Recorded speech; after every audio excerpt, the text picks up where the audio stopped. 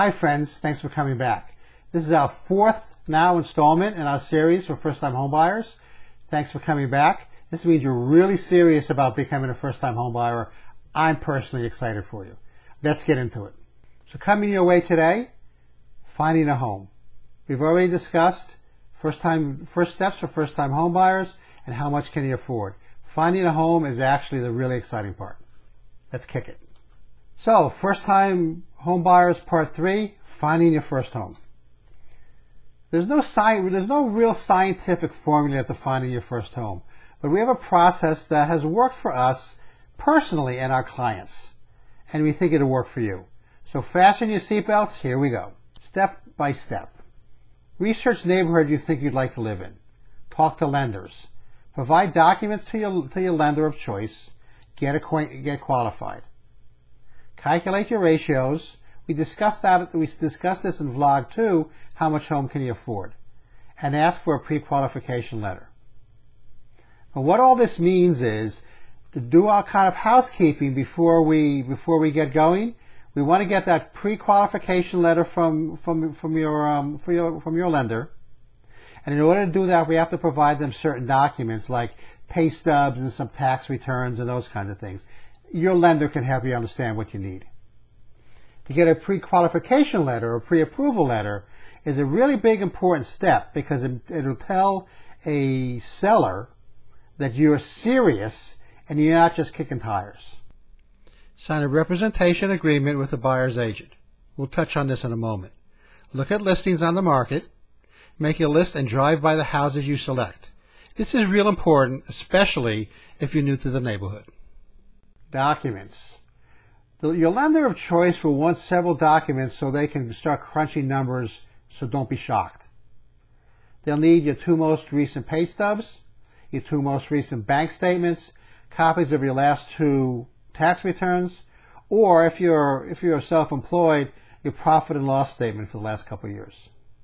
There are other documents like divorce papers, child support, or even healthcare statements in some cases. But your lender can help you understand which of these documents you'll need for your exact situation. Get yourself qualified. Completing a loan application. Fannie Mae uses a form called the 1003. It is used by lenders to consolidate your personal information. Your lender can help you understand completing these forms. The lender will calculate your loan amount, payments, and down payments you'll need. The loan size will help you determine what price home your real estate agent should be showing you. Remember that calculation we did in the vlog, how much home can you afford? Well, this really gets it down to the decimal point at this point. Your lender can help you understand that. We've talked about lenders a lot. If you don't have a favorite one to work with, we can certainly help you out with that. Just ask. Research neighborhoods. Drive around neighborhoods where you think you'd want to live. Calculate how long it'll take you to drive to and from work during normal drive time. Research schools, services you'll need, restaurants, and other things that are important to you. Cross off areas you just don't plain want to live. Compare the areas and neighborhoods you've researched. Rank them between 1 and 2, 1 and 3. Sign a buyer's representation agreement with a buyer's agent. I've mentioned this a couple times. It's important. We at the Rose Realty team hope you sign an agreement with us. But if you don't, here are a couple things to keep in mind. You want to be represented by an agent. The seller will have their representation. You want one as well. If you are not represented by an agent, you basically don't get all the information you're entitled to. If you don't have an agent agreement, then essentially both agents work for the seller. It's kind of strange, but both agents work for the seller. That's the way the law in Texas is written. Sorry about it, but it's true. It's called subagency. If you want somebody on your side looking out for you and your interests. Now here's the cool thing, right? Pay attention to this. A lot of people think that once they sign this buyer's agreement, now you have to pay your agent a commission. Wrong.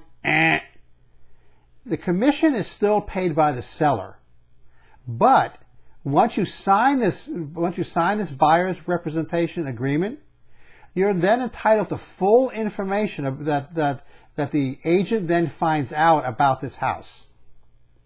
That's the type of information you want. And the good thing about it is, like I kind of said, it's kind of free. Look at listings on the market. Now comes the fun part. We've done all of the due diligence. We've filled out paperwork. We've got writer's cramp from signing our name so many times. Now comes the fun part. We did all the homework to get ready. Now comes time to find that first home. Now, everybody will talk to you about applications like Zillow and HomeSnap. That's all you need to find the home. Well, not really. Here's a little secret between you and me. Our broker, Keller Williams, spent $1 billion over the last 2 years upgrading technology so their agents, like us, can help their clients better. Your agent can show you your current listings, future listings, for sale by owners or expireds, the whole thing. But with the technology that we have here at Keller Williams today, it's a lot better, a lot slicker. You get full information. We love the opportunity to show you our technology and how it can help you find a perfect home. All you got to do is ask. Drive-by houses. This is important. Once you have narrowed down your selection to 2 or 3 max houses, now's the time to make a decision. Which home is best for you? You can only decide, you're the only ones that can decide on that. We at the Rose Realty team have helped many first-time home buyers with that decision. We can help you out as well, but ultimately, it's your decision. Drive by your houses on your own. Talk it over. Time to drive between house and work during your normal drive times. You'd be surprised how many people say, oh, it took me a half an hour to get to work. This is great. But then they hit traffic on I-35 and found out it was 45 minutes to an hour. Take that drive, take the extra investment to stop by the house during the normal drive time and drive to work and see actually how long it is to get there. The final decision. So which one will it be? Narrow your choice to one house. Take pictures of the outside. Visit it several times. Your agent will help you set appointments and visit with you. Ask questions. That's what your agent is there for. Take notes. Picture your furniture in the house. Imagine entertaining in the backyard or dinners around the kitchen table. One important thing here, days on the market in the DFW Metroplex remain low. Once you decide on that house and you have all your ducks in line, don't hesitate. And that in a nutshell is finding a home. Coming up next, the home buying process next steps. This has been brought to you by the Rose Realty team. Call or text us at 817-368-6522 or email us at TheRoseTeam@kw.com. There's our websites. If you're interested in advance notice of our next vlog in the series, call or text us or email us and we'll be happy to include you on our advance notice list. You can call or text us at 817-368-6522 or email us at TheRoseTeam@kw.com or just watch out for our next installment. I'm SteveDepoe. Thank you for joining us. This has been the Rose Realty team with First Steps for First-Time Homebuyers. I'm going to bounce.